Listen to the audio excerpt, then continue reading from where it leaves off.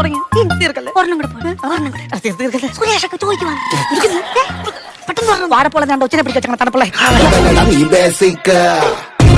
പുള്ളിയാണോ sir ജീവല്ലേ ഉദ്ദേശിച്ചത്? നമ്മൾ ഐറ്റംബർ എന്ന് പറഞ്ഞ പ്രോഗ്രാമില്ലേ അറിയാം. ആങ്കർ ആണല്ലോ. അപ്പൊ ഞാൻ ഐറ്റംബർ 2 ദിവസത്തേക്ക് ബുക്ക് ചെയ്തായിരുന്നു. പ്രോഗ്രാമിന്റെ അന്ന് എന്നെ രാവിലെ വിളിച്ചിട്ട് പറയുക, ഹലോ എനിക്ക് പനിയാ വരാൻ പറ്റത്തില്ല. എന്നിട്ട് എന്നെ വിശ്വസിപ്പിക്കാൻ വേണ്ടി വള്ളത്തോണ്ട് 2 ചുമ. ഫേസ്ബുക്ക് തുറന്നു നോക്കിയപ്പോ അവരും അവന്റെ പെണ്ണും പിള്ളേരും കൂടെ ഹോങ്കോങ്ങിൽ കിടന്ന് കലങ്ങുന്നത്. എന്താ പറയുന്നത്? കഴിഞ്ഞ ഓണ പരീക്ഷയ്ക്ക് കണക്ക് മാഷ് മരിച്ചിട്ടല്ലേ പേപ്പർ കിട്ടാഞ്ഞതും പരീക്ഷ നിർത്തിവെച്ചതും. പിന്നെ ജീവിച്ചിരിക്കുന്നവരെ മോളിലേക്ക് പറഞ്ഞേക്കുന്ന നിന്നെ ഞാൻ പുണ്യാത്മാവെന്ന് വിളിക്കണം.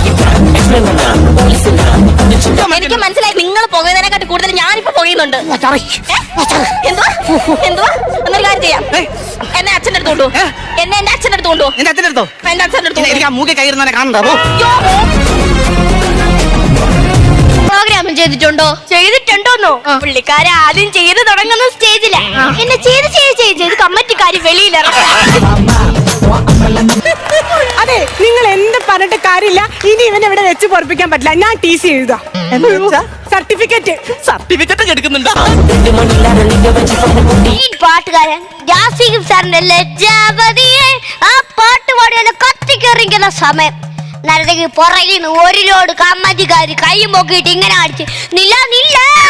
അത് കേട്ടത് നമ്മുടെ ഗായകൻ വിചാരിച്ച് ജാസിം സാറിന് നില്ലെന്നുള്ള പാട്ട് പാടാനായിരിക്കും നാട്ടെ ഒഴുകുന്നു തുടച്ചു. പൊടി അച്ഛൻ അലർജി അതുകൊണ്ടാ. ഞങ്ങൾ വീട്ടിൽ ചെന്നപ്പോണ്ടല്ലോ അവലോസ് പൊടി വാരി കയറ്റില്ല അയാൾ. ഇന്നത്തെ വീഡിയോ നിങ്ങൾക്ക് എല്ലാവർക്കും ഇഷ്ടപ്പെട്ടെന്ന് കരുതുന്നു. ഇഷ്ടപ്പെട്ടെങ്കിൽ ലൈക്ക് ചെയ്യുക.